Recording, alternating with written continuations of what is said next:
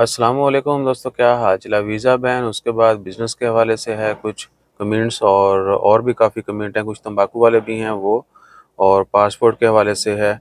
पुर्तगाल visa apply करना है या आपने जो बाकी कंट्रीज़ के जॉब सीकर वीज़ा है उनके मतलब थोड़ी सी इन्फॉर्मेशन शेयर करेंगे और डिटेल वीडियो अलग से भी डाल देंगे। मेडिकल के हवाले से है और भी कुछ कमेंट्स हैं। हैप्पी के किसा भाई, क्या विजिट वीज़ा वर्क में कन्वर्ट नहीं? भाईजान, विजिट वीज़ा जो है वर्क में कन्वर्ट नहीं होता।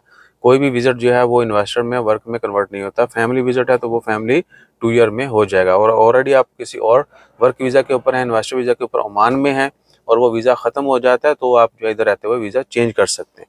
विजिट पे आके वर्क इन्वेस्टर में चेंज नहीं हो सकता, आपको एग्जिट जाके दोबारा आना पड़ेगा नए वीज़े के ऊपर। पाक तुर्की, ये मेरे भाई हैं, सलामत रहें भैया, आप भी और आपके भाई भी और बाकी सब लोग भी। चौधरी जोहेब भाई ब्रो, जो एक्टिविटीज़ हमें ओमानी के बगैर अलाउड हैं उसके ऊपर वीडियो बना दें।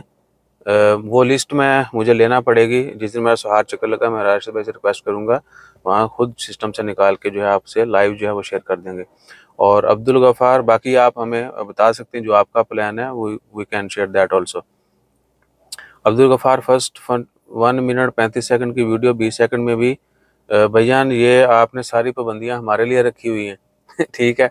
और ऑनेस्टली जो किसी चीज़ के ऊपर डिस्कशन करनी हो, एक तो भी वीडियो लेंथी होती है, उसमें फिर हम अपना थोड़ा सा हमें मार्जिन दिया करें, ठीक है ना। हम तंबाकू नहीं करते, आपको पता है, और आपने अप्रिशिएट कर दिया लास्ट में, बहुत शुक्रिया।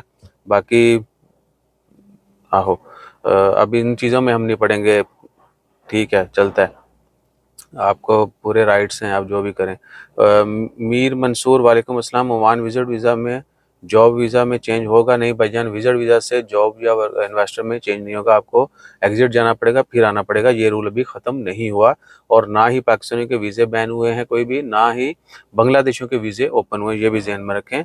अब्दुल गफ़ार, जज़ाकल्लाह खैर। इधर देखें, आपने ग्रेट वर्क बोल दिया है, और जहाँ पर आपको आपके मतलब की शायद चीज़ नहीं मिली आपने लताड़ दिया है। बहरहाल, आप वीडियोज़ पुरानी देखते हैं, आपको पता है कि हम आपका टाइम जो है, किसी का भी टाइम ज़ाया नहीं करते। करें भी तो आपको बता देते हैं कि भाई यहाँ तंबाकू होने लग गया, जे सैरते हो जो। यूज़र हैं जी सब भाई, न्यू वीज़ा पर टिकट हुई हो, वीज़ा बंद होने पर वो तो अलाउ होगा ना जी। जो वीज़े इशू हो जाते हैं उनके लिए कोई टेंशन नहीं होती, और अभी तक ऐसा कोई सीन नहीं है, और इंशाल्लाह नहीं होगा। ईसा भाई, डन बेस पे आप बुलाएं, कितने का डन होगा? डन बेस पे कहाँ बुलाएं भैया ना, आप कुछ डिटेल लिखें या प्राइवेट रब्ता कर लें, वहाँ पे डन डनाडन कर देंगे आपके साथ। मियाँ हमज़ा, पाकिस्तान से गैमका का मेडिकल करवाया और फिट आया। अब जब ओमान बंदा विज़िट इशू होने के बाद चलेगा, वीज़ा इशू होने के बाद चला जाएगा, तो ओमान में जाके फिर से न्यू मेडिकल होता है? जी बिल्कुल होता है।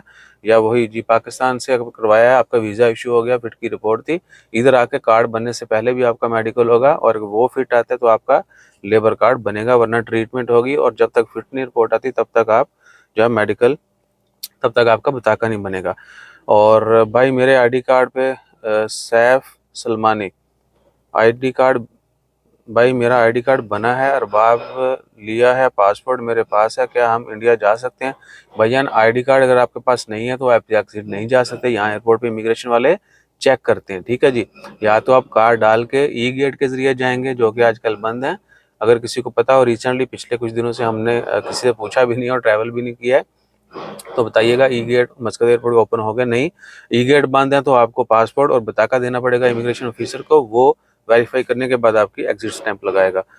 Mohammad Ismail, which part of Oman? It's all over in Oman. तो वो वादियों शादियों का पूछ रहे हैं। आलिम मुगल, अली मुगल, टोटल प्रॉफिट पर इनकम टैक्स देना होगा या बस लेबर की तनख्वाह पर? भाई, इनकम टैक्स आपकी अर्निंग पर होता है, टोटल अर्निंग जो है, ये नहीं कि आपकी सेविंग पर होगा। शहजाद फैज़ मोहम्मद, भाई पासपोर्ट में सिंगल नेम है, सर नेम है, कोई नेम नहीं है, तो सर नेम है गॉन नेम। गॉन नेम क्या भाई? गॉन नेम नहीं है तो पुर्तगाल वीज़ा कैसे अप्लाई करें? भाईजान, पुर्तगाल जॉब सीकर वीज़ा जो है, ये अप्लाई करने का 0% फ़ायदा है, ठीक है। ये ऐसी एक बड़ी स्कीम है, आप लोगों को समझ नहीं आ रही किसी को भी। मैंने कुछ लोगों से जिक्र किया था, पहले वीडियो भी बनाई थी, वो वीडियो भी नहीं डाली। ये बहुत बड़ी गेम है। ये जॉब सीकर वीज़ा होते हैं ना, ये लोगों को एंगेज करने के लिए और बाद में लटा के मारने के लिए होते हैं। आपने डाटा अपना अपडेट कर देना है, और फ्यूचर में जब कभी आपने कहीं किसी से भी किसी तरीके से कदम रखा, उन्होंने ਤੁਹਾਡੀ ਕਰ ਲੈਣੀ प्रोफाइल के बंदे ने पहले ऐश शरारत की हुई है, दस्ती न थी। ठीक है, इतना सा बहुत है, बाकी ज़्यादा फिर आप समझ जाइए या मिल के समझ लीजिएगा।